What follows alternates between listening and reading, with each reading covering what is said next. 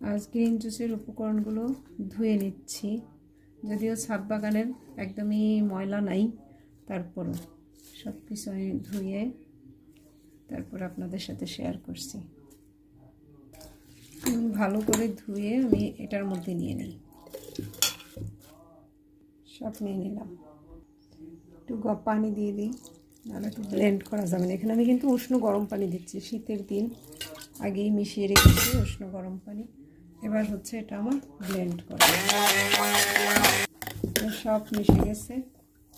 এবার সেকে নেওয়ার পালা।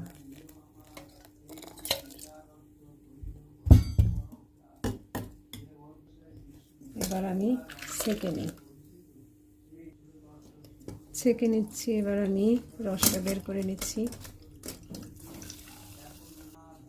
দিয়ে দিচ্ছি স্প্রিলুনো। অনেকেই জিজ্ঞেস করেন কেন খাবো এই গ্রিন জুস। কেন খাবেন? কারণ হচ্ছে আমাদের শরীরের কোষের থেকেও জীবাণু বেশি, তো আমরা জীবাণু দ্বারা পরিচালিত। অনেকে তো বলেন যে আমাদের শরীরে 90%ই হচ্ছে বিভিন্ন রকমের জীবাণু বাস করে, ভালো জীবাণু, ব্যাকটেরিয়া, এবং তারাই আমাদেরকে পরিচালনা করে। এগুলো হচ্ছে একদম ব্যাকটেরিয়ার খাবার, গুড ব্যাকটেরিয়ার খাবার। তো ওরা যদি খেয়ে ভালো থাকে তাহলে আমাদের ভালোভাবে পরিচালিত করবে, আমরা সুস্থ থাকব।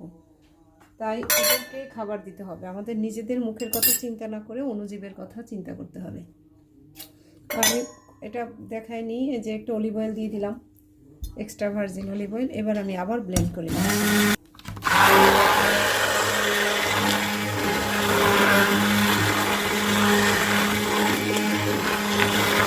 সবার জন্য গ্রিন জুস। আর কি সুন্দর ফমি ফমি হয়ে গেছে। এটা দেখতে যেমন সুন্দর, খেতেও ভালো লাগবে। আর আসলেই আমাদের শরীরের অণুজীব ভালো থাকলে আমরা ভালো থাকবো। তাই ব্যাকটেরিয়ার কথা ভাবতে হবে যে ওরা যেন খেয়ে ভালো থাকে, আনন্দে থাকে, তাহলে আমরাও আনন্দে থাকতে পারবো। শরীরকে ডিটক্সিফাই করার জন্য এর চেয়ে ভালো কিছু আর হয় না।